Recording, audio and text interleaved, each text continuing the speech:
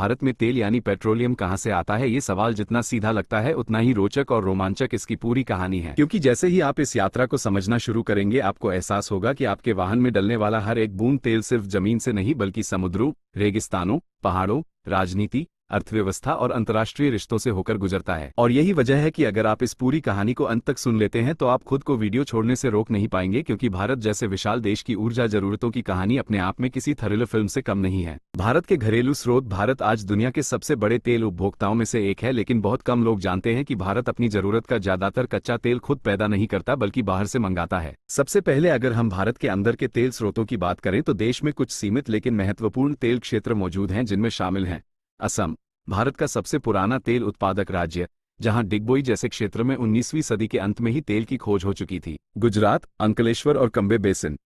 राजस्थान, बाड़मेर क्षेत्र, जहां का तेल गुणवत्ता में बेहतर माना जाता है। मुंबई हाई, अरब सागर में स्थित भारत का सबसे बड़ा घरेलू ऑफशोर क्षेत्र। आंध्र प्रदेश, कृष्णा गोदावरी बेसिन। आयात का गणित, दी इम्पोर्ट स्टोरी। इतने सारे प्रयासों के बावजूद भारत अपनी कुल जरूरत का लगभग 85% कच्चा तेल आयात करता है। और यहीं से शुरू होती है असली कहानी। भारत तेल कहां से मंगाता है? मिडिल ईस्ट, सऊदी अरब, इराक, कुवैत, संयुक्त अरब अमीरात और ईरान। इराक वर्तमान में एक प्रमुख सप्लायर है क्योंकि वहां का तेल सस्ता और भारी मात्रा में उपलब्ध है। रूस, पिछले कुछ वर्षों में रूस एक बड़ा स्रोत बनकर उभरा है।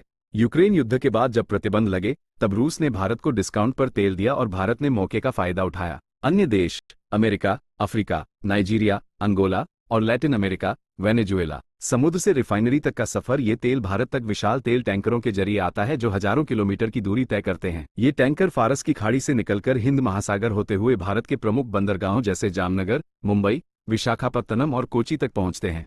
यहां से कच्चा तेल पाइपलाइनों और रेल के जरिए रिफाइनरियों तक पहुंचाया जाता है। भारत में रिलायंस की जामनगर रिफाइनरी दुनिया की सबसे बड़ी रिफाइनरियों में गिनी जाती है। इसके अलावा IOCL, BPCL और HPCL जैसी सरकारी कंपनियां कच्चे तेल को पेट्रोल, डीजल, ATF और LPG में बदलती हैं। तेल की राजनीति और भविष्य। तेल सिर्फ ईंधन नहीं, राजनीति का हथियार है। जब भी मिडिल ईस्ट में तनाव बढ़ता है, भारत में महंगाई की चर्चा शुरू हो जाती है, क्योंकि ट्रांसपोर्ट महंगा होते ही हर चीज की कीमत बढ़ती है। इसीलिए भारत सरकार अब सामरिक तेल भंडार, स्ट्रैटेजिक पेट्रोलियम रिजर्व्स बना रही है विशाखापत्तनम, मंगलुरु और पदर में, ताकि संकट के समय तेल की कमी न हो। साथ ही हम अब इलेक्ट्रिक वाहन, बायोफ्यूल और सौर ऊर्जा की तरफ बढ़ रहे हैं। लेकिन सच्चाई यही है कि आज भी भारत की अर्थव्यवस्था की रगों में तेल ही दौड़ता है। सुबह की बस से लेकर रात की फ्लाइट तक सब कुछ तेल पर निर्भर है। जब आप इस पूरी यात्रा को समझते हैं कि कैसे रेगिस्तान के नीचे दबा तेल समुद्र पार करता हुआ रिफाइनरी में पहुंचता है और फिर आपके वाहन की टंकी में जाता है, तब आपको एहसास होता है कि 1 लीटर पेट्रोल के पीछे कितनी लंबी कहानी छुपी हुई है।